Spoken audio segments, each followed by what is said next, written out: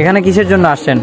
এ বাবা আসছি আমি ভাঙ্গের বাড়ি দেরাবার, আমার বাড়ি দেরাবার। আচ্ছা, ওইখান থেকে শুনলাম যে এরকম মসজিদ হচ্ছে, গাড়ি মসজিদ হচ্ছে, বলে যে আল্লাহ রহমত করতে ওখানে নামাজটা করবো। আচ্ছা, নামাজ পড়ে মসজিদটা থেকে আসবো। আচ্ছা আঙ্কেল, আপনি এখানে কত বছর যাবত কাজ করতেছেন আমি বা দেখাশোনা করতেছেন? 88 থেকে আছি এখানে। 88 থেকে? প্রত্নতত্ত্ব অধিদপ্তর থেকে নিয়োগপ্রাপ্ত। তাহলে তো আপনি মনে হয়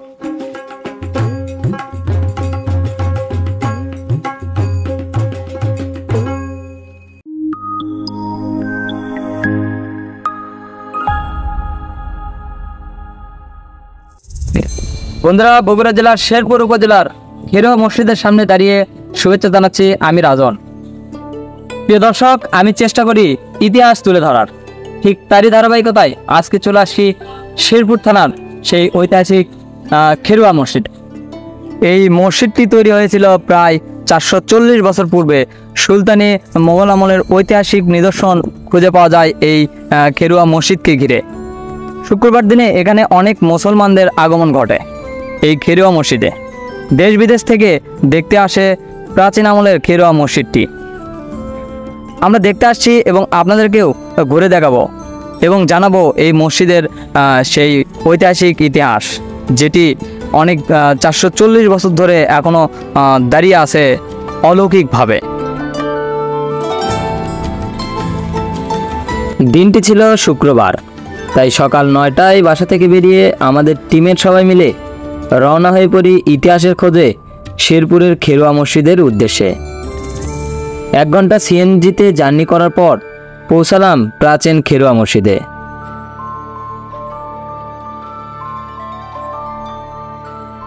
মসজিদে প্রবেশের পরই বাংলাদেশ প্রত্ননিদর্শন অধিদপ্তরের খাতায় স্বাক্ষর করলাম এই মসজিদ ভ্রমণের সাক্ষী হতে। খেরুয়া মসজিদ বাংলাদেশের অত্যন্ত গুরুত্বপূর্ণ প্রত্ননিদর্শন।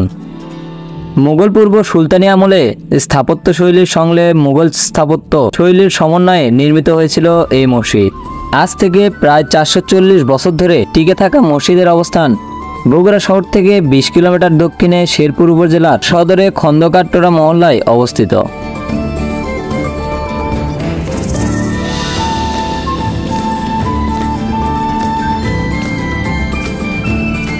কালের সাক্ষী হয়ে দাঁড়িয়ে আছে মসজিদটি। মসজিদটির নির্মাণ শৈলী আজও যেন হাজার হাজার দর্শনার্থীদের হৃদয় গভীরভাবে নাড়া দেয়। ঐতিহাসিক এই প্রাচীন মসজিদটি দেখাশোনার জন্য সম্মানিত যে খাদেম রয়েছে তার সাথে আমরা কথা বলে মসজিদটির ইতিহাস সম্পর্কে জানার চেষ্টা করব। আসসালামু আলাইকুম। ওয়ালাইকুম আসসালাম। আঙ্কেল, আসসালামু আলাইকুম। ওয়ালাইকুম আসসালাম। আঙ্কেল, আপনি এখানে কত বছর যাবত কাজ করতেছেন আমি বা দেখাশোনা করতেছেন? 88 থেকে আছি এখানে। 88 থেকে? প্রত্নতত্ত্ব অধিদপ্তর থেকে নিয়োগপ্রাপ্ত। তাহলে তো আপনি মনে হয় সরকারি ভাবে এখানে দেখাশোনা করতেছেন। আচ্ছা, এই মসজিদের ইতিহাসগুলো যদি একটু আপনি শর্টকাটে বলতেন বা আপনি কি জানেন সেটা একটু বলতেন। 1582-তে এটা হয়। মির্জা মুরাদ খান কাকসাল। আচ্ছা। আব্দুল সামাদ ফকির হলো আরবের লোক। আচ্ছা। উনি ইতিহাসে মির্জা মুরাদে বলে যে এটা একটা মসজিদ তৈরি করবো। আচ্ছা। এখন অনুমতি দেন। দেওয়ার পর মঙ্গলবারে ভিত দেয়। ভিত দেওয়ার সময় 2টা কবিতুরে আসে মসজিদের পরিসীমার মধ্যে নামে পড়ে। নামে পড়ে আব্দুল সামাদ ফকির বলে যে বন্ধুদের থাকার বাসা করে দিতে হবে এখানে। উনি বলে যে কাল জামানার লোকেরা ঝামেলা করবি, তো ঝামেলা করলে সে পরাভোগ সে ভুগবে। এই কয়ে পবিত্র দুটো উড়ে গেছে। উনি মঙ্গলবারে ভিত দিয়ে মসজিদ করেছেন। এটাই আর হিস্টোরি। আচ্ছা। অনেকে বলে যে এটা বলে যে ইসের মানে জিনেরা তৈরি করছে, এরকম কিছু নাই। এটি লেখা আছে এই পাথরে, বইও তো লেখা আছে, ওই লেখাটা পড়লেই বুঝতে পারবেন। তাহলে এটা কোনো অলৌকিক ভাবে তৈরি না, এরকম না, কিন্তু লোকে মুখে এটা তো বলে। বলে হ্যাঁ, নামাজ হয় 5 ওয়াক্ত নামাজ। আজকেও কি আমরা এখানে নামাজ পড়তে পারবো? হ্যাঁ, জুমার নামাজ পড়ার উদ্দেশ্যেই কিন্তু আমরা আজকে আসছি। আচ্ছা, যাই হোক, তাহলে আলহামদুলিল্লাহ। আচ্ছা, আপনাকে অসংখ্য ধন্যবাদ। আমাদেরকে সহযোগিতা করবেন, আমাদের সাথে থাকবেন আজকে। আচ্ছা আঙ্কেল, ধন্যবাদ। এখন আমরা আপনাদের মসজিদটির ভিতরের অবস্থান ঘুরে দেখানোর চেষ্টা করব। তো আমি কিন্তু এখন অবস্থান করছি সেই ঐতিহাসিক খেরুয়া মসজিদের একদম ভেতরে।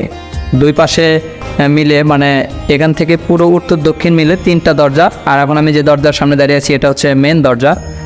আর আমার উপরে যদি আপনাদেরকে দেখায় যে 3টি গম্বুজ আছে, এটা হচ্ছে মাঝখানের গম্বুজটা, অনেক উঁচু। আর এখান থেকে মসজিদে ঢোকার পর ডান পাশেরটা যদি আমি এগিয়ে যাই, এটা হচ্ছে ডান পাশের গম্বুজটা, যদিও মাথার উপরে ফ্যান আছে। তারপর আমি একটু আপনাদেরকে নিচু করে দেখাই, এই যে অনেক উঁচু, অনেক, এটা মানে বলে বোঝানো যাবে না। আমার মতো যদি 5-7টা মানুষকে একত্রিত করা হয় তবেই এটা মানে উঁচু ধরা সম্ভব। আমি 3 নম্বরটায় যাচ্ছিলাম, মানে বাম পাশেরটায়। এটা হচ্ছে যে বাম পাশের গম্বুজটা অনেক উঁচু। আর আপনাদেরকে আরেকটি জিনিস আমি একটু দেখাই, দেওয়ালের পুরুত্বটা একটু দেখাই। এ হচ্ছে যে মসজিদটির দেওয়াল, এর পুরুত্ব প্রায় 4.5 হাত। আমি এখানে যে আঙ্কেলের আমরা কথা শুনলাম, তিনি বললেন যে 4.5 হাত এই দেওয়ালের হচ্ছে যে পুরুত্ব। যদিও অনেক আগেকার, যার কারণে এটা এখন নষ্টের দিকে যাচ্ছে অনেকটাই। মির্জা নবাব মুরাদ খানের পৃষ্ঠপোষকতায় আব্দুস সামাদ ফকির 26 জিলহজ মঙ্গলবার দিনগত এই মসজিদটির ভিত্তি স্থাপন করেন।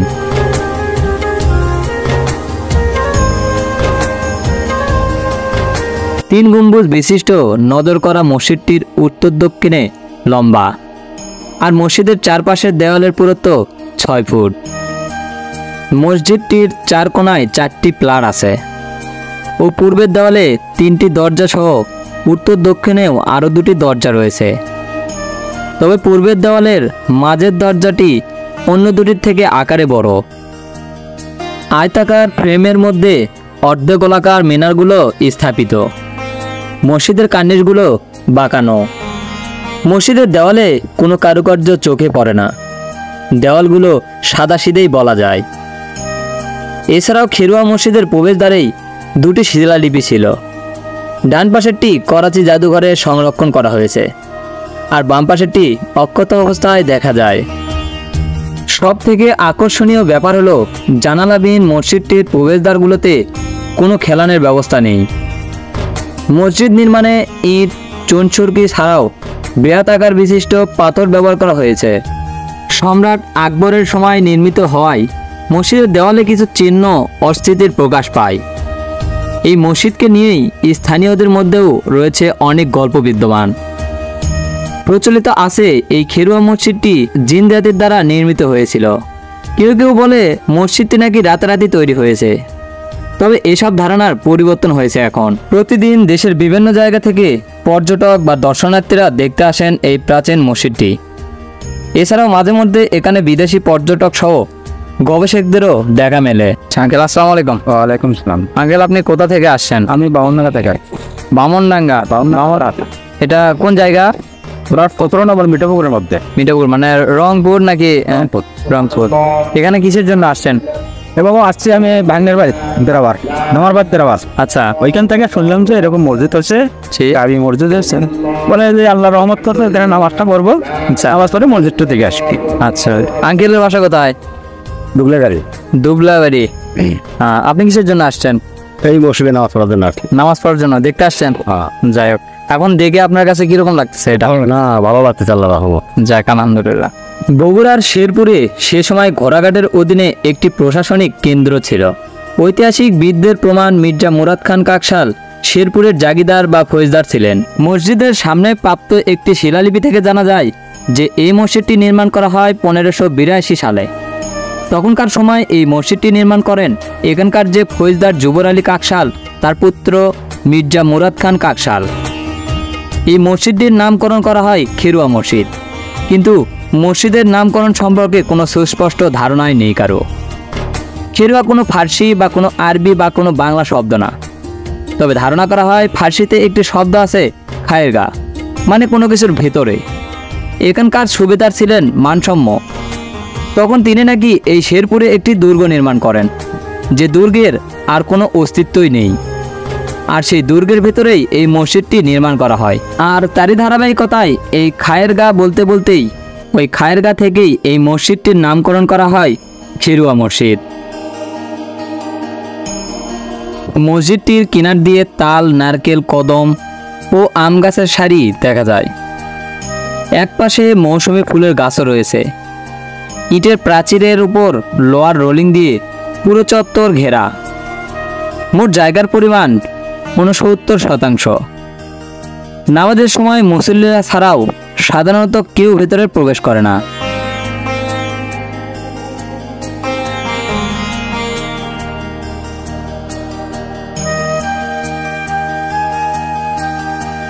খেরুয়া মসজিদ প্রাঙ্গণটি খুব নিরিবিলি, পরিষ্কার পরিচ্ছন্ন।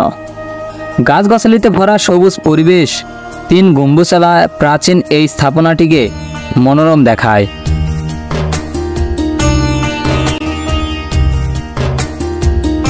তো এখন আমরা দাঁড়িয়ে আছি সেই মসজিদের সামনে।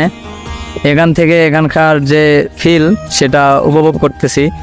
আমি যদি একটু পিছন করে আপনাদেরকে দেখাই, এই যে আমাদের পিছনে হচ্ছে যে মসজিদ, আর আমরা মসজিদ থেকে প্রায় 100 গজ দূরে দাঁড়িয়ে আছি। এটি কিন্তু মসজিদেরই জায়গা, সেখানে গাছের নিচে দাঁড়িয়ে আছি এবং সামনে থেকে মসজিদটির সৌন্দর্য উপভোগ করতেছি। আর আপনাদেরকে দেখাচ্ছি যে আসলে এখানকার পরিবেশটা কীরকম, চারপাশে একটু ঘুরে দেখায়। এই যে একদম মনোরম নিরিবিলি পরিবেশ কিন্তু এখানে। চারপাশে গাছ, তাল গাছ, আম গাছ, খেজুর গাছ সহ বিভিন্ন প্রজাতির গাছ আছে এখানে চারপাশ দিয়ে ঘেরা, যেটি কিন্তু এখানকার পরিবেশকে এত শিথিল করে রাখছে।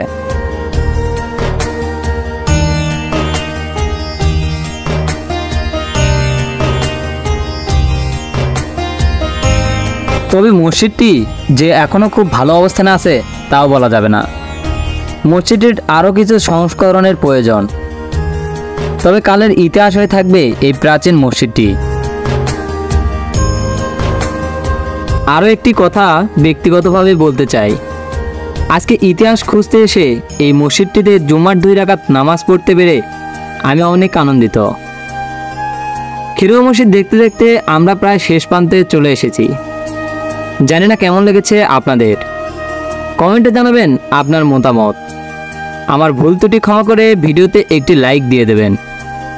আজকের মতো বিদায় নিচ্ছি, দেখা হচ্ছে পরে কোনো ঐতিহাসিক ভিডিওতে। সবাই ভালো থাকবেন, সুস্থ থাকবেন। আল্লাহ হাফেজ।